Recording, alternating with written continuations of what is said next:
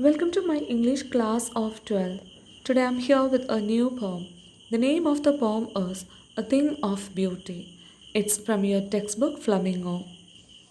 The poem A Thing of Beauty it's written by John Keats. He was an English romantic poet. A Thing of Beauty is an excerpt from John Keats' epic poem Endymion, a poetic romance, which is based on a Greek legend. Being a romantic poet, John Keats talks about love, beauty, and youth in this poem. And this poem reflects his attitude towards beauty. The poet believes that beauty is permanent and gives us the same pleasure again and again. It provides us with eternal joy and never fades away. Beauty plays a very important role in our lives and helps us to remain happy and joyful in this sad and mundane world. The theme of the poem. The poet says that a beautiful thing is a source of endless joy. It has eternal beauty which never fades away. The poem acquaints us how beautiful things play an important role in our lives and how beauty brings us close to the endless joy. It never stops, but it goes on increasing. Now let me read the poem A Thing of Beauty. A thing of beauty is a joy forever. Its loveliness increases. It will never pass into nothingness, but will keep above quiet for us, and a sleep full of sweet dreams and health and quiet breathing. Therefore, on every morrow, are we wreathing a flowery band to bind us to the earth? Spite of despondence, of the inhuman dearth of noble natures, of the gloomy days, of all the unhealthy and over darkened ways made for our searching. Yes, in spite of all, some shape of beauty moves away the pall from our dark spirits. Said the sun, the moon, trees old and young, sprouting a shady boon for simple sheep, and such a daffodils with the green world they live in, and clear rills that for themselves a cooling covert make gains the hot season. The mid forest brake, rich with a sprinkling of fair musk rose blooms, and so too is the grandeur of the domes we have imagined for the mighty dead. All lovely tales that we have heard or read, an endless fountain of immortal drink pouring onto us from the heaven's brink. Now let me move on to the line by line explanation of this poem. A thing of beauty is a joy forever. What is a thing of beauty? It's anything that is beautiful. So, a thing of beauty gives us happiness forever. It gives us happiness always. A beautiful thing which is a constant and everlasting source of joy, immense happiness, and pleasure. Its loveliness increases, it will never pass into nothingness. What's the meaning of loveliness? Beauty. Its loveliness increases means its beauty goes on increasing. It will never pass into nothingness means that it will not decrease or disappear. It never fades away as its beauty is constant and eternal. Time can't fade its beauty as its loveliness increases with the passage of time. Instead of that, our love for it enhances with the passage of time. But will keep above quiet for us and a sleep full of sweet dreams and health and quiet breathing. What's the meaning of Baba? A shady place. According to the poet, a thing of beauty is a quiet shelter for us, that is, like the peaceful shade of the trees, which provides us a sleep full of sweet dreams, good health, and quiet breathing. A thing of beauty also does the same. So, how the shade of the trees gives us a sleep full of sweet dreams, good health, and quiet breathing. Like that, a thing of beauty also gives. So, here, a thing of beauty, how a thing of beauty gives sleep full of sweet dreams. The joy that beauty gives us is similar to the joy of a blissful sleep full of pleasant dreams. And how the thing of beauty, it gives us good health. Beautiful sights act as a nutrition for a healthy mind and thus refresh and relax us by driving away aggression. And how the thing of beauty gives us quiet breathing. Through a sense of peace and serenity that one experiences on seeing beautiful things. Therefore, on every morrow we are wreathing a flowery band to bind us to the earth. Therefore, on every morning we are weaving a flowery wreath to bind us to the beauties of the earth that made us live and enjoy our lives. According to the poet, there are so many beautiful things around us. All those beautiful things tie or bind us to the earth. That's why every morning we are weaving a beautiful string of flowers or memories which help us to support ourselves and motivates us to live our lives to the fullest. Spite of discontents of the inhuman dearth of noble natures, of the gloomy days of all the unhealthy and over darkened ways made for our searching. According to the poet, there are many things that cause human sufferings and pain. What are they? They are spite of discontents. What's the meaning of discontents? Hopelessness or depression.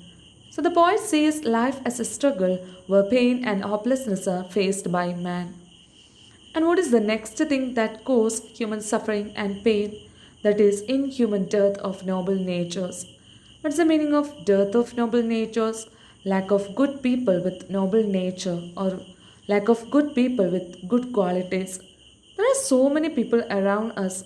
Most of them are very selfish and lack nobility. Lack nobility means lack good qualities. There are only a few people on the earth who are noble in the character. Gloomy days, the other thing that makes us suffering in this world, that is gloomy days. What makes our days gloomy or unhappy? We know that life is a struggle for success. We often get obstructed by deceit and selfishness of our fellow beings. The loss of hope that we suffer in our life make our days gloomy. And the other things that cause pain and suffering is unhealthy and over darkened ways. What is the meaning of over darkened ways? It means evil ways. Our unhealthy and evil ways also give birth to so many troubles and sufferings. So the things that cause sufferings and pain are spite of discontents, malice and disappointment, lack of noble qualities, unhealthy and evil ways. In spite of all, some shape of beauty moves away the pall from our dark spirits. In spite of all those things which cause sufferings and pain, some beautiful things help us to remove the pall. What is the meaning of pall? Dark cloud of gloom or sadness. So, some beautiful things help us to remove the sadness from our lives. They help us to remove the gloom from our lives. That is, the beauty of natural objects take away the gloom from our sad hearts. Said the sun, the moon, trees old and young sprouting a shady boom for simple sheep, and such a daffodils with the green world they live in, and clear rills that for themselves a cooling covert make, gains the hot season. The mid forest break, rich with a sprinkling of fair musk rose blooms. The poet says about some beautiful things in the nature. What are they? They are the sun, the moon, the old and young trees, daffodils, small streams with clear water, mass of ferns, and the blooming musk roses. Then let us look how it gives, how this all these beautiful things give beauty to the nature. The old and young trees, they provide a shady shelter, which is a boon for simple sheep. What's the meaning of boon? Blessing. Simple sheep, it's a symbol of mankind. Okay, it symbolizes this symbol sheep symbolizes mankind. Nature through these trees showers on us her blessings in the form of shade, thus protecting us from heat and rain. Daffodil flowers. They are beautiful flowers blooming among the green surroundings. You can see daffodils with the green world they live in. So they are the beautiful flowers blooming among the green surroundings. And clear rills that for themselves a cooling covert make against the hot season. So the next beautiful thing that the poet says that clear rills, which refers to small streams with clear water. They provide a cooling shelter. Cooling covert means a cooling shelter of thickets for themselves against the hot season. The sight of streams like the sight of that stream gives a cooling effect that gives respite in the hot season. Then the next beautiful thing that the poet says here it is mid forest breaks with the musk roses. Mid forest breaks means thick mass of ferns. So breaks are growing in the middle of the forest. They have been made more beautiful and grand by sprinkling of blooming musk roses. Sprinkling of blooming musk roses means scattered roses. So here the poet says about some beautiful things in the nature. In this poem, the poet says about some beautiful things. What are they? They are the sun, the moon, the old and young trees, daffodil flowers, clear rails, mid forest breaks with the musk roses. And such too is the grandeur of the domes we have imagined for the mighty dead, all lovely tales that we have heard or read. Here the poet refers to the beauty of the grandeur. Grandeur means magnificent and impressive memory. So the poet refers to the beauty of the grandeur of the mighty dead, that is, the martyrs, who sacrificed their lives for a good cause and won grandeur or greatness. They are an inspiration for us forever. The beautiful legacy of their bravery is the grandeur which is associated with the mighty dead. Why is grandeur associated with the mighty dead? The answer is the beauty of the grandeur of the mighty dead. Here it is the martyrs, okay, the martyrs who sacrificed their lives for a good cause. And their story, actually, their stories are an inspiration for us forever. And the beautiful legacy of their bravery is the grandeur which is associated with the mighty dead. This is the answer of this question. All lovely tales that we have heard or read.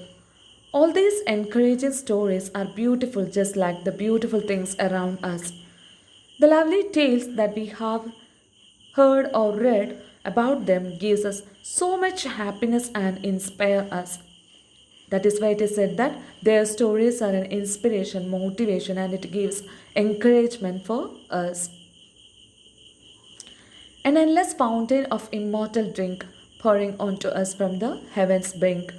Every beautiful thing in this nature is like an endless fountain of immortal. If we drink that, we never die. Immortal means never dying. So if we drink that, if we have that drink, we never die. It comes down to us from the heaven, that immortal drink which comes down to us from the heaven. So beautiful things are the never diminishing and endless source of pleasure, delight, and a precious gift from heaven. What's the meaning of endless fountain? Everlasting joy given by the beautiful objects in the nature, as in the form of nectar pouring on us from heaven. And what is immortal drink? It's continuous flow of sacred or holy water. So, according to the poet, the beautiful things around us are immortal. Okay, the beautiful things around us are immortal.